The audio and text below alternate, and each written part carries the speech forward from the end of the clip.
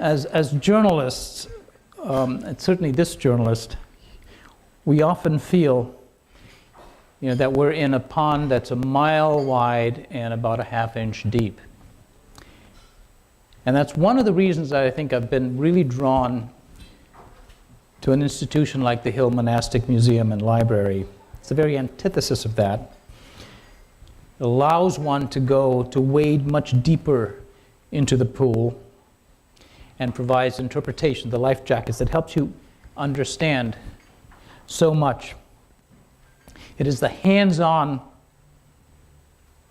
manifestation of the Benedictine tradition of being guardians of culture. These are the people who get their fingernails dirty in helping preserve the documents that help us understand our belief systems, how they evolved, filling in so many of the blanks in history. And most importantly, as a journalist who reports for the evening news audience, Columba Stewart in particular helps us understand why on earth all of this matters to us today. He's a very eloquent person who tackles what we in journalism call the so what questions. And why is all this relevant to our breathlessly busy lives today? How can we understand what's happening in the world today from what is in those millions of pages of manuscripts stored in the HMML vaults? I could listen to him for hours, and we have a few minutes to listen to him, so I better start wrapping up here. But before we start to hear more from Father Columba Stewart, I want to begin by showing you a report that I was thrilled to do and privileged to do about this great institution in 2010. I think it's one of about 3 collaborations that we've had.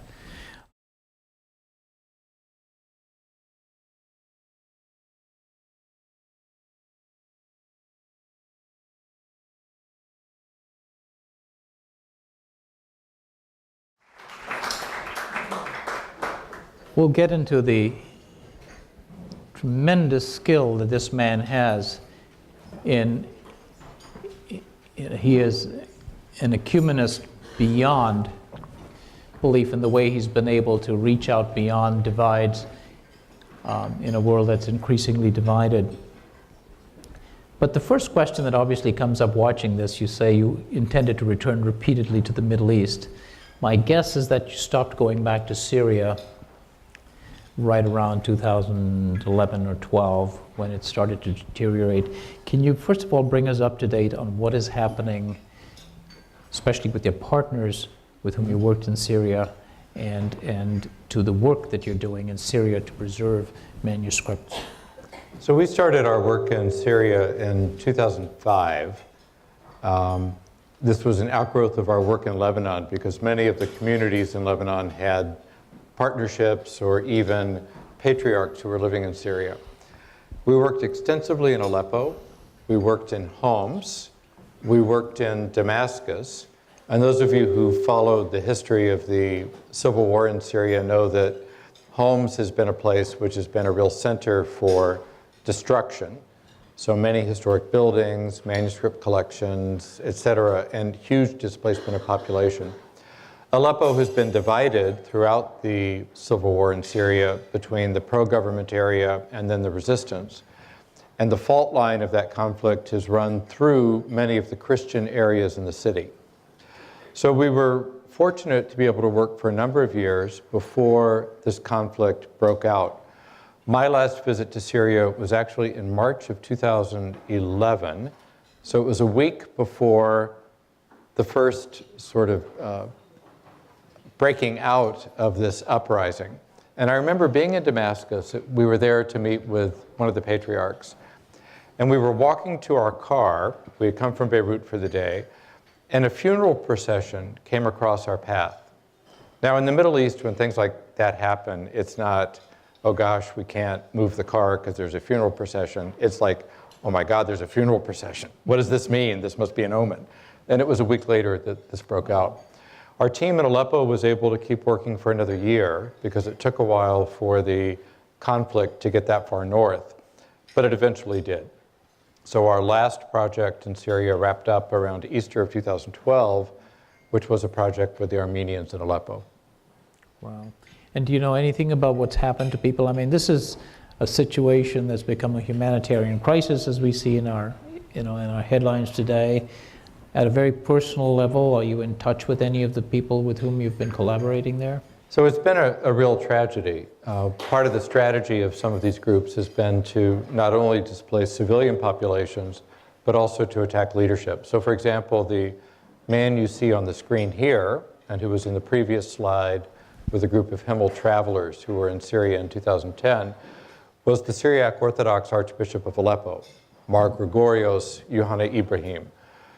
Probably the most dynamic and talented of the bishops in the Syriac Orthodox Church, that ancient West Syriac tradition of Mesopotamia.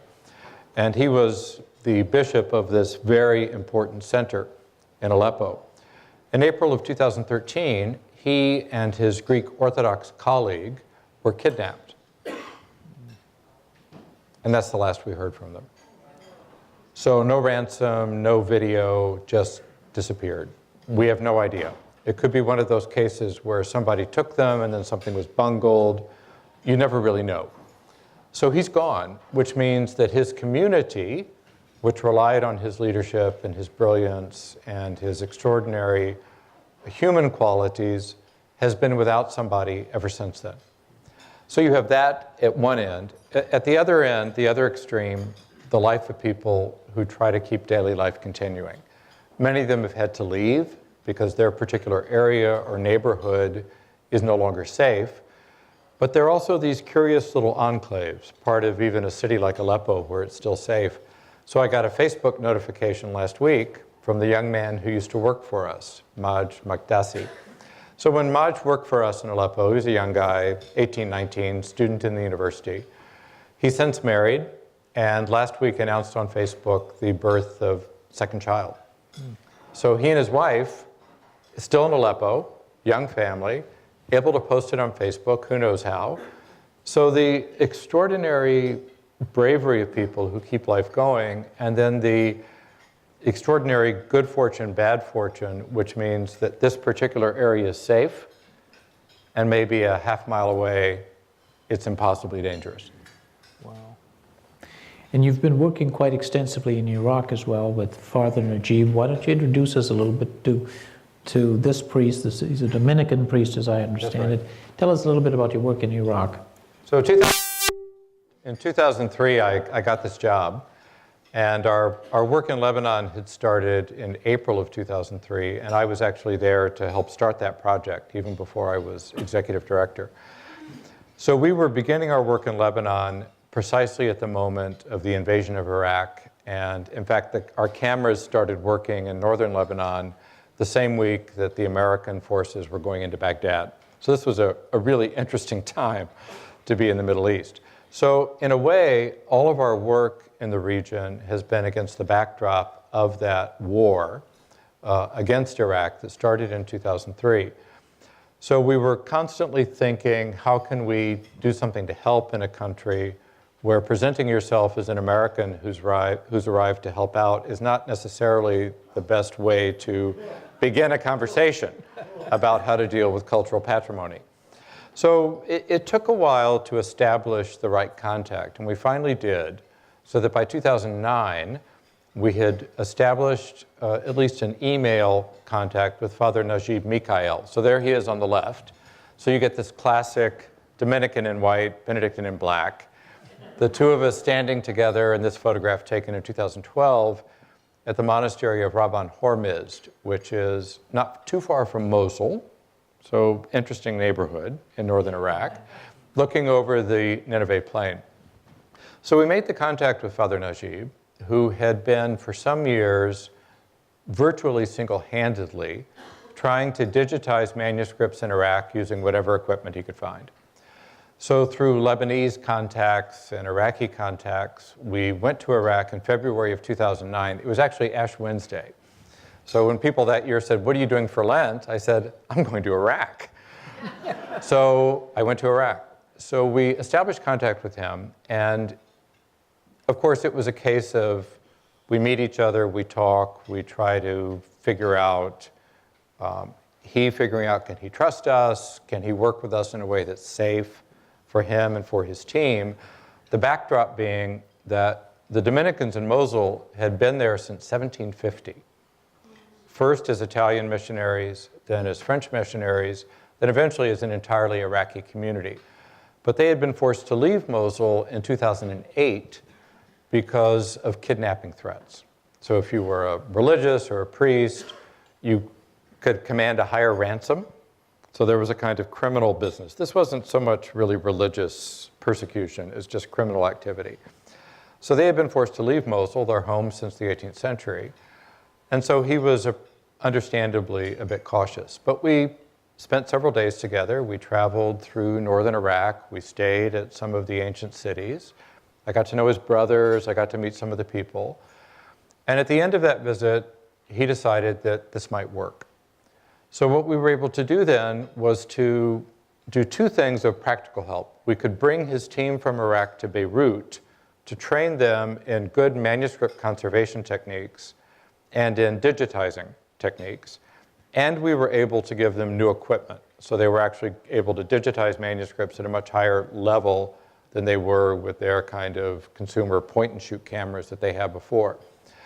So this relationship has continued to flower. So I've been to Iraq, I think now 4 times.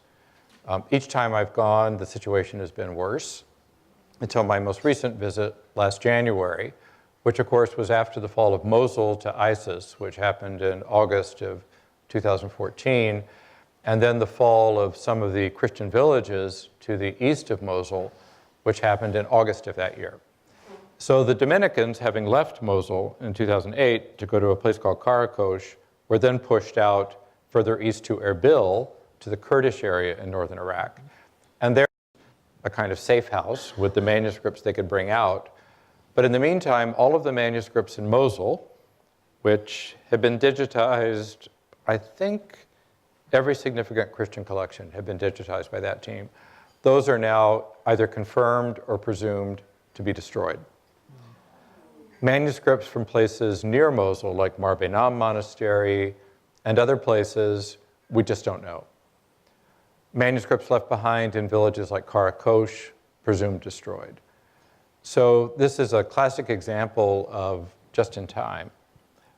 Thanks to the heroism of Father Najib and his young Iraqis. And then the privilege for us is that we could bring some resources to bear, technical skill, financial resources, and continue this relationship even in their exile. So there are people in this room, for example, who've been very generous in supporting the refugees from Mosul, from the Christian villages, Yazidi refugees as well, who've had to go to Erbil. So there's Father Najib greeting and comforting some of the refugees in Erbil just after they left Karakosh.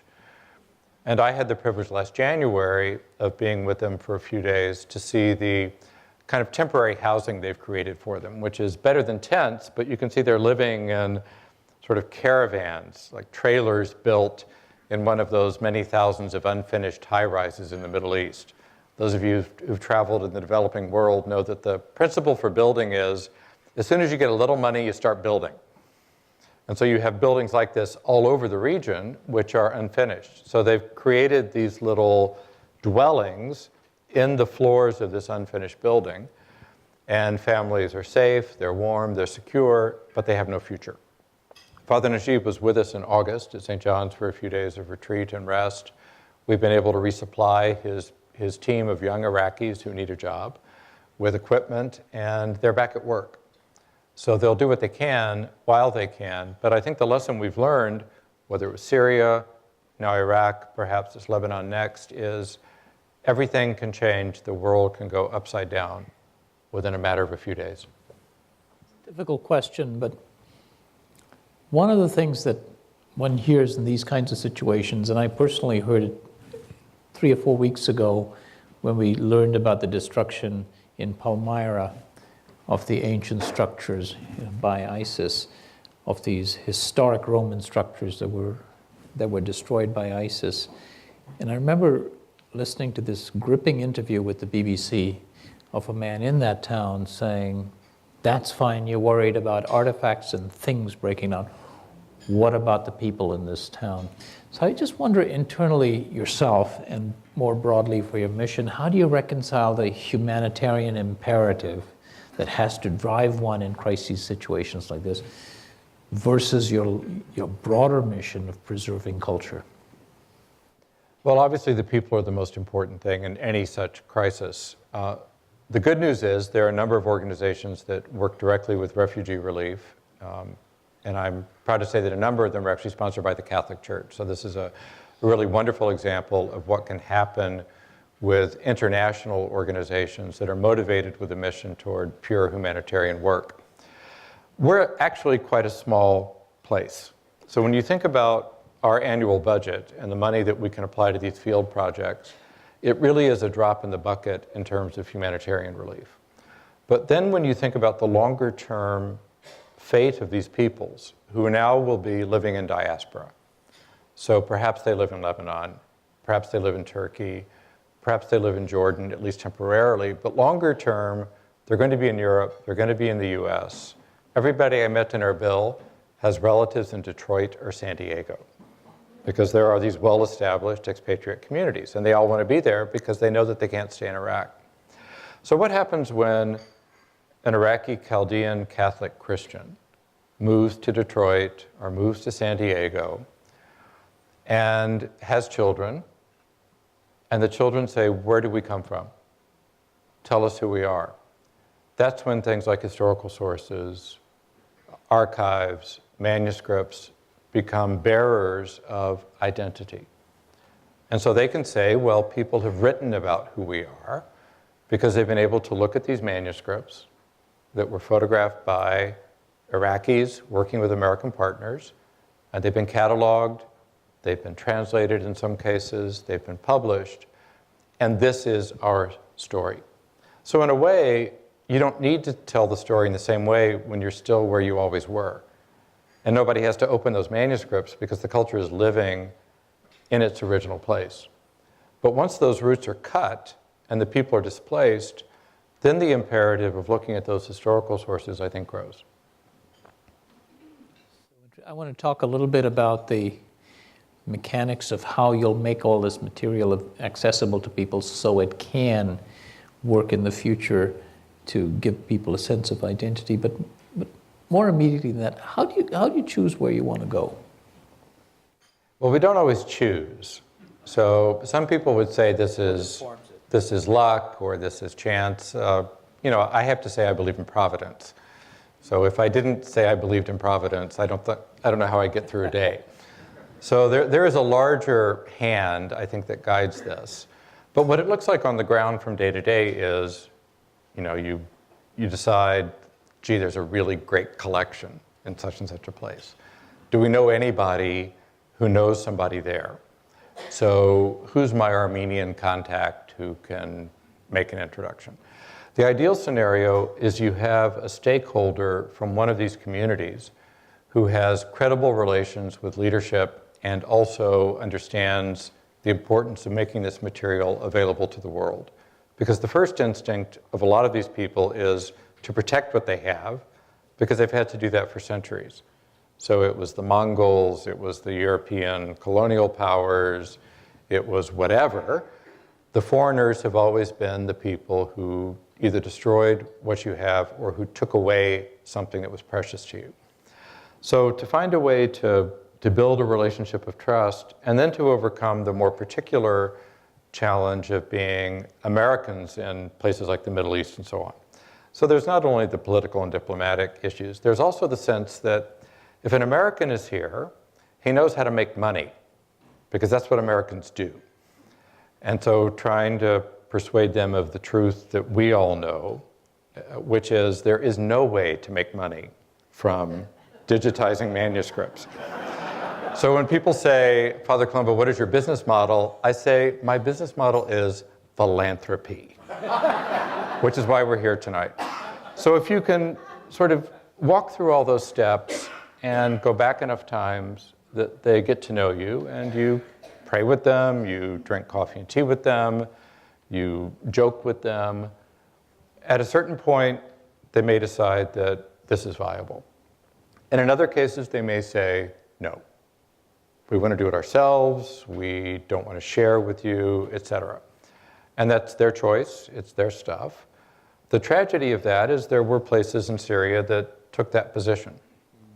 And we don't know what's happened to those manuscripts. We certainly know that nobody can look at them. They may still be extant somewhere, so they may be hidden in a basement. But as far as scholarship is concerned, they're lost. And they will be for the foreseeable future. But fortunately, there are enough people who say yes. So it's like the experience of Father Oliver, who in many ways is our real founder, who was that dogged St. John's monk who went from monastery to monastery in Austria in 1964 and 1965, trying to explain to Austrian abbots what microfilm was. Now, I've had this experience with Eastern Orthodox patriarchs who didn't know what a digital camera was. So Oliver was doing the same thing in the 60s. And they said no, no, no, no, until finally a young, recently elected abbot said yes. And of course, what happened after that is the abbot at the next monastery said, what about us? You know, why not our manuscripts? Why not our collection? And Oliver, I think, was diplomatic enough to know, you don't say, but you told us no last time, but to say, we'll see you next. So this is what happened. It grows from there. Can you talk a little bit about the task and the diplomacy, maybe with an anecdote? It's one thing to be doing this in post-Marshall Plan Europe in the 1960s, and it's another thing to be doing it in post-invasion Iraq as an American in 2003 or post-2003.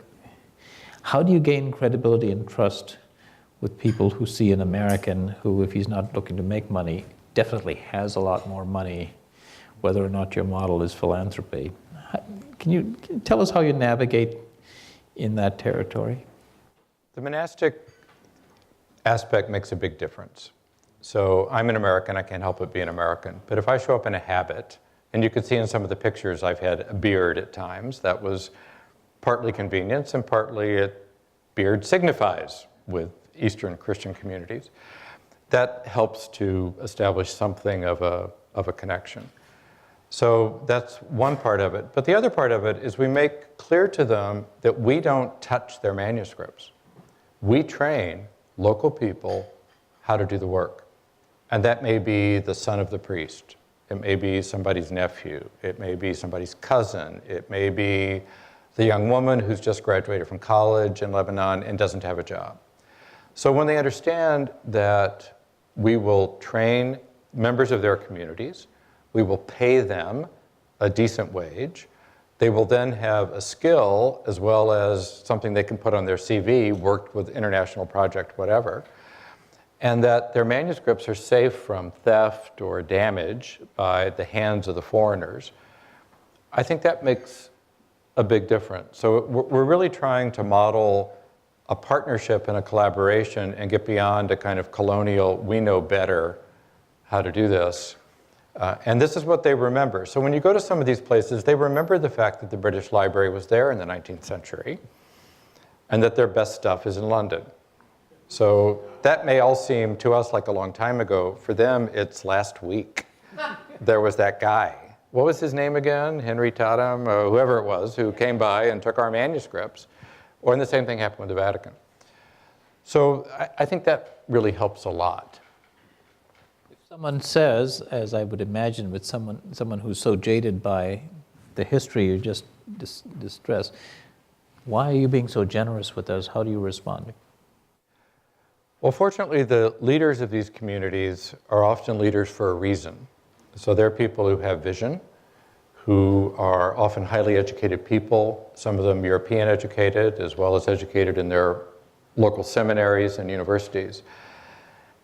And they can look into the future and see, we may not be here in 10 years. Now they may say 5 years or less. And so they get it.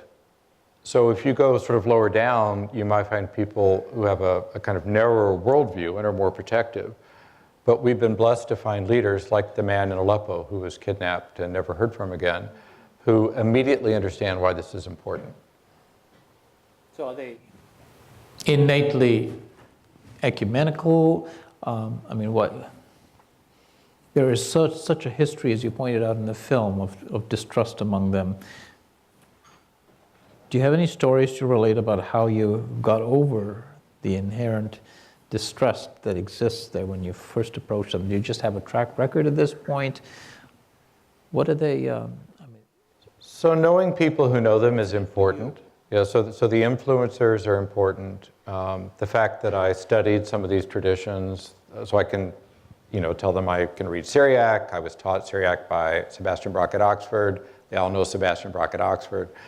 So you just keep, it's like anything in life. It's like playing golf with somebody and trying to figure out how you can connect with them.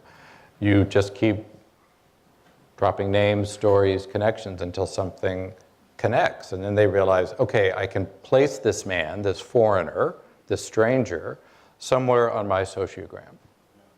And then from that point, you can figure out what kind of relationship you can have. So I think little things like that, and just the simplest things like reverence, wanting to pray with them, showing interest in their traditions. In other words, not coming in with the foreign, know-it-all attitude, but indicating to them that I know that what they're doing in their culture, their religious culture, their language, and so on, is so much older and richer than mine. And if they sense that, that makes a big difference. Timbuktu. Timbuktu, as one of the few journalists in the world who has been to Timbuktu and Kalamazoo. People remember the storybook from the kids' books. This is getting beyond the description that we had in the piece that says Christian manuscripts. Can you tell us a little bit about what's in Timbuktu and what took you there? So in the video that we watched earlier, you saw us interacting with the Syrian Orthodox monks in Jerusalem and looking at that lovely 7th century manuscript that actually is a manuscript of a text that I wrote my doctoral dissertation on. So I was very happy to see that particular manuscript, which has now been digitized and is available from us. So we started working with them, and we were employing a young Palestinian Christian in Jerusalem to be our fixer, because our normal field director in Lebanon obviously could not work in Jerusalem because the Lebanese can't go to Israel, even though it's right next door. So this man was very close friends with a number of people who were members of prominent Muslim families in Jerusalem. And they were very interested in what David was doing with us on Syriac Orthodox manuscripts. So they said, what about us? So we had to ask ourselves the question, with our traditional expertise in Christian manuscripts, first Latin, then Ethiopic, already in the 1970s with our microfilm work in Ethiopia, then these Eastern Christian things, can we expand our mission enough to embrace these cultures? So we talked about this a lot on the board. And I think we came to the right conclusion, which is, if the Syrian Orthodox monks can live in Jerusalem around the corner from this family that's been there since the Muslim conquest of Jerusalem, and they have relations and their libraries are sitting 100 yards apart, why wouldn't we want to photograph those manuscripts as well to create a sense of what the broader literary culture of Jerusalem has been, with communities that have interacted over all these centuries? So we said yes. So we're now actually working with 4 of the most significant Muslim families in Jerusalem. So that's really exciting. So Timbuktu kind of comes along in that line. So we'd made the decision that our mission was open to Islamic material. Then there was this great crisis in Timbuktu that many of you would have heard about, where there was this fear with this kind of Tuareg and then other local Islamist uprising in northern Mali in 2012, 2013, that they would come into Timbuktu and, like ISIS or the Islamic State has been doing in Syria and Iraq, that they would destroy literary culture because it preserved things which were not strictly Quranic in their understanding of the Islamic religious tradition. As it turned out, shortly after Timbuktu was taken and there were initial stories that libraries were burned, we discovered that the manuscripts had been evacuated. and they had been evacuated in advance by that man in the gold on the right, Abdul Qadir Haidara, who was a member of one of these ancient families of Timbuktu. And he, like Father Najib in Iraq, could tell that something was coming. And so he quietly got the other families in Timbuktu to agree to ship their manuscripts up the river Niger to Bamako, the capital of Mali. And so by the time the invaders came to Timbuktu, there were a few manuscripts on display to make them think that they were there. But in fact, there were tens of thousands of manuscripts that had been taken to Bamako. So we were able, through this kind of wonderful serendipity that happens, Tom Joyce, who's sitting right over here, sat next to somebody at a dinner party who worked for a Dutch foundation that had done some work with evacuating the manuscripts. I contacted her. We talked. I made connections with the people in Mali. And I was very grateful at that point for my French minor in college, which meant I could speak to them, because French is the language in which they work there. And we went to Mali in the summer of 2014 and did a training session. And we went from there. So we now have 6 cameras operating in Bamako, all Malians doing the work, a terrific field director who is a young Malian. These are all Muslims. But Mali, with a very tiny Catholic population from the French colonial period, is a place where the Catholic Church is actually held in great respect, because the church got it right, not going into Mali with sort of big time, let's convert all of these heathens to Christianity, but instead saying there's a lot of work that has to be done with schools and hospitals and so on. So the religious dimension, or the religious difference between us, has not been a factor at all. We don't talk about it. We don't have to. They understand what we do, and this is another example where the Benedictine brand, curiously, has potency. So Timbuktu is actually one of our biggest projects right now. And where do you see it headed? I mean, where does it fit into your grand scheme of things, which has historically been Christian manuscripts, with a particular emphasis on the Syriac in recent years? You know, Fred, what does it mean to say Christian in terms of geography or culture? So these are all places where people of different religions and traditions coexisted. So a place like Timbuktu, which now is is kind of the classic instance of a place that's been forgotten in the middle of nowhere, at one time was on these major trade routes with contacts with Muslims in Spain. So Spain is a place where Muslims, Christians, and Jews were interacting. So you look at what the records, particularly in the archival documents of Timbuktu, have to say about those trade routes. So north to Spain, east to Egypt and to Mesopotamia, and we find traces there of the interactions of these communities, which we think of today as far more distinct and compartmentalized than in fact they have been historically. And so somehow by getting the broadest range of these documents, digitizing them, cataloging them, and studying them, which is the work of centuries, not the work of years, the work of centuries, people may get some kind of understanding of how intricate those networks really were. I said I was going to come back to, so you've got all of these manuscripts. Who's interested in them, and how do you get, I assume the goal is to get more people interested in them.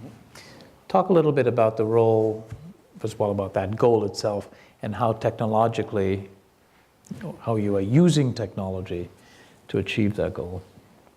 So I guess the background for this is people think of Benedictines as hunched over copy desks in the Dark Ages, writing out the manuscript, keeping the lamp of learning going with all of these forces which were trying to extinguish the classical heritage and the early Christian heritage. But the fact is Benedictines have always been early adopters of technology. So if you spend your whole life copying manuscripts and somebody says, I can print you 500 of those in a week, you go for it. And equally, if it's your job in the monastery to rise in the middle of the night to ring the bell for the night office, and somebody says, we can make a clock, you go for it. So the microfilm is another example of that. So, Father Oliver and Father Coleman and the others recognizing that this photographic technology in the 60s made a lot of sense. So that's a way to get lots of copies of things which were threatened by the possibility of nuclear war in Europe. So we did the same thing with digital. But already in the 1990s, HMML was part of a partnership with other libraries with medieval manuscript collections to come up with ways to create an online catalog of medieval manuscripts. So this is the 90s. This was pretty early days. So we were in on that initiative, and we've continued to do that. But it's no longer the 1990s. So what we're up to now is a couple of things. One is realizing that the audience for the manuscripts that we photograph is possibly shrinking because of what's happening to humanities programs at major universities. So skills like how do you read Latin scripts, Greek scripts, Syriac scripts, Arabic scripts are threatened because these are the kind of programs that many universities may see as not really of primary interest in times of limited funding. So we're trying to create ways to train new generations of scholars in how to read them. So we're going to be launching at the end of this month something we call VHML, and here's our landing page, which is not public, but it's very close, and I think Monday we're actually going to say we're ready to quit the build phase and test this for a week or 10 days before we launch it publicly. And on this website, you'll be able to learn how to read Latin scripts, all the different historic Latin scripts in which our Latin manuscripts are written, to do the same for Syriac, and in early 2016, the same for Christian Arabic, Ethiopic, Armenian, and so on. So we're trying to train a new generation of young scholars in the skills needed to read manuscripts. So the languages are one thing, but working with manuscripts is a whole nother dimension of working with historical texts. And that's the set of skills that's threatened these days. The second part of it is getting the stuff out online for people to use. So the old days, when we would have a microfilm and somebody would type a letter or an aerogram and ask us to make a copy, and they were willing to wait 3 months or 4 months for the letters to go back and forth, the copy to be made, because life in those days moved at that pace. This is over. So we all expect to have the text that we need right now. And overnight, maybe, but the article is due. I have all these other resources. So what we're developing now is a new project called the VHML Reading Room. So it goes with the VHML resources that we were just describing of teaching people how to read manuscripts, so V for virtual. The Reading Room, which will launch in 2016, is where you'll be able to create an account for free, but you have to tell us who you are, and you have to agree you're not going to rip off the owners of these manuscripts by publishing these things without their permission or trying to make money off them. And by the way, if you do find a way to make money off them, please tell us. And then, with that account, you'll be able to browse thousands and then tens of thousands of complete manuscripts with greatly improved cataloging information going along with them. So we've got 3 projects: teaching people how to read manuscripts, creating an online reading room where you can actually browse all of these complete manuscripts, and then making the cataloging that goes with the manuscripts sufficient that people can find texts that they never knew existed. Because we're moving from the days when somebody knew there was a manuscript in France with a text they wanted to these collections that we've been digitizing that nobody even knows yet. So helping them find stuff that they can use for their research that was previously unknown is actually a bit of a challenge. I have a couple of final questions, but I wanted to invite you, if you have a question or comment, but while you're thinking about it and preparing to raise your hand, if you have one, I want to just wrap up by asking you, looking ahead now with technology that's at your fingertips and that of so many more, is it your hope to get beyond scholars who are interested in this to a more general audience? Who would those people be, and how would you reach out beyond, across that divide, beyond, the scholar community to the general public, to the evening news audience that I represent, for example? So one of the goals in our new strategic plan, so like every organization, we do planning and think about what we need to be doing in the future, is precisely this area of programming to a wider audience. So there may be people, like most of you in this room, who will never actually read one of these manuscripts because it's not your thing. Maybe you don't know the language, you're not really interested in that kind of detail, but you're really interested in the cultures that produce them. And you're really interested in the interactions of these different religious groups and how their interactions in the past may help us understand what's going on today. So for example, people sometimes say to me, so when is the Middle East going to calm down and you're going to get back to work? And I say, well, the Romans and the Persians were at war for 700 years, more or less, 800 years on and off. So that sounds about right to me. So I think the significance of these historical texts for trying to understand some of these continuing tensions is going to become more apparent to people. So finding ways that we can get scholars to communicate the sort of esoteric stuff in a manner that makes sense to a broader audience, and then providing opportunities for people to come to HMML or to come to events here in the Twin Cities where you can catch some of the gleanings from the scholarly work on the manuscripts, I think is going to be very important as kind of a broader outreach and kind of valorizing the mission in a way that we haven't done so much of. We've been very focused on the scholarly community so far, but I think we could have a much broader reach. I was going to ask you, when is the Middle East going to calm down? Seriously, I mean, are you going back and forth looking for safe havens for these little enclaves in Aleppo, for example? How much have you been hindered? I mean, you talked about just in time and saving so much.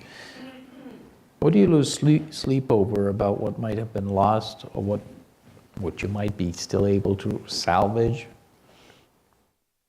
So I lose sleep over things that have been destroyed that we photographed because the original manuscript is irreplaceable. The photographs are great. You can actually do things with photographs you can't do with the original manuscript, but the opposite is true as well. So the ideal world is one where a scholar has the photographs to work with, and you can zoom them, and you can manipulate them, and so on. But then there's some things you need the actual manuscript for. And I know this from my own work, where I have photographs of things from the British Library, but I have to spend time in the British Library reading room with the actual thing, because that tells me things about the text and the manuscript that the photographs don't reveal. So that is distressing. Actually, we've been pretty fortunate in getting to most of the places we needed to get to in the areas that are presently in conflict. But what worries me is what we saw in Syria so quickly, which went from being, in everybody's estimation, the single most stable country in the Middle East. Everybody would have told you that at one point. And look what's happened. People might have said the same about Egypt, although Egypt had a much more obvious demographic catastrophe ahead of it, and look what's happened in Egypt. So the old city of Jerusalem, we're working with these Muslim family libraries I mentioned. They're right next to the Temple Mount, or the Haram al-Sharif, as the Muslims call it. There are riots there right now. One bomb, one fire, one, who knows? So this is real. And that isn't even thinking of places that we are not presently imagining as volatile, but which could become so very quickly. Might that make you change your approach or your modus operandi, where you say, okay, it's fine, you want your autonomy, your sovereignty, you can have these manuscripts, but can we borrow them for a while just for safekeeping? Which might have saved some of the things that you fret are lost now.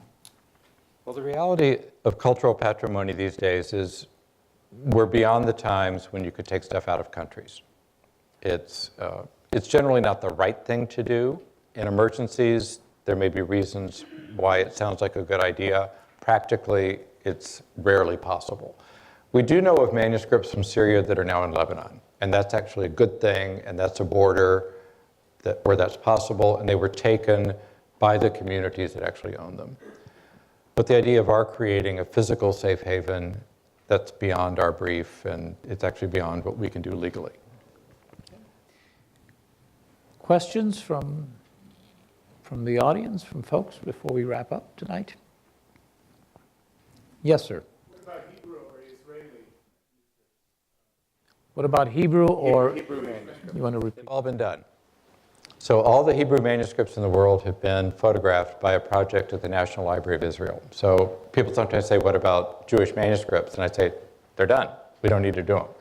They've got a great project based at the National Library, largely microfilm, but they're now doing digitizing of a number of those same manuscripts. In the Muslim world, there are now beginning to be various projects starting up. We're actually the most active, but there are places which have resources of their own which are working on those manuscripts. I had a funny experience several years ago. I should just tell the story briefly. I was at a conference on Islamic manuscripts, and I told them what Himmel did. And somebody stood up and said, what we need are Muslim Benedictines. So I guess the Catholic Benedictines are kind of doing it for him, at least in some of these places. But it was a beautiful moment where we recognized sort of gifts in each other's traditions. Now, there's probably room in Stearns County for a Muslim Benedictine monastery. Anybody else? Father Columba, you've spoken about how monasticism sort of provides the motivation and also the means for building the relationships, to understand the value of the manuscripts, to have built the relationships, to preserve them. How has the work of preservation informed your monasticism and monasticism of St. John's? No, I'll repeat that. Is that Philip? Okay. I can't see you in the spotlight. Former student, former employee at Himmel. That's a really interesting question, because people sometimes assume that there's a great tension between my monastic life, which is by definition routinized, in the sense that you're home all the time and you do all the same stuff every day. And here I am running around to all these countries and constantly on the go and so on. In fact, the exposure to the Eastern Christian communities has been very powerful in my life since 2003, because that's where monasticism comes from. So we Western monks have very deep roots in Eastern Christianity. And the opportunity to go to places in Egypt or Mesopotamia, to do morning and evening prayers in Syriac churches in southeast Turkey, where they're singing the hymns of Ephraim the Syrian as they have sung them daily since the 4th century, is pretty powerful for a Benedictine monk. And someone like me who's very interested in the roots of the Benedictine tradition, and particularly those formative monastic traditions. There's also this sense that people think of Benedictines as preservers of culture, and most of the time we're just thinking about how to get through the day, how to teach my class, how to deal with this thing out in the garden, or this thing that broke in the kitchen. Our life is often very practically focused, but there are moments where all of us, whether it's when we pray our traditional liturgical forms or we contemplate the beautiful Madonna in our Abbey Church, we realize our connection to something very deep and very broad.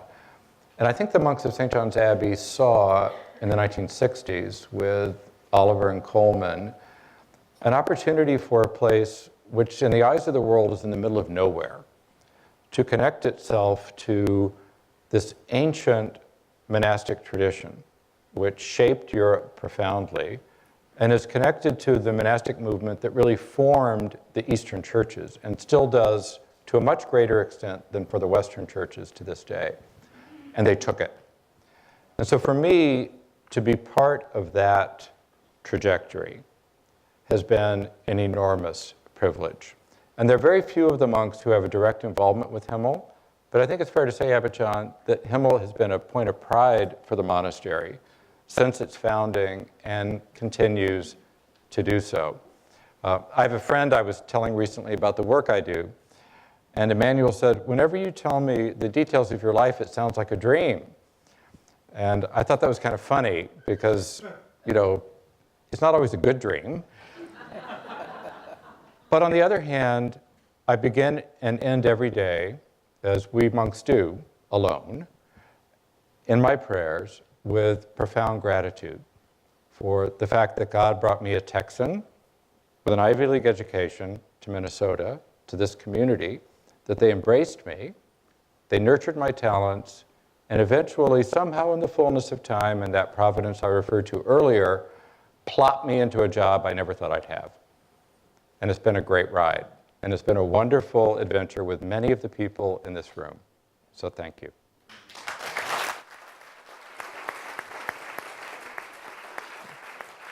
I think that's good. I think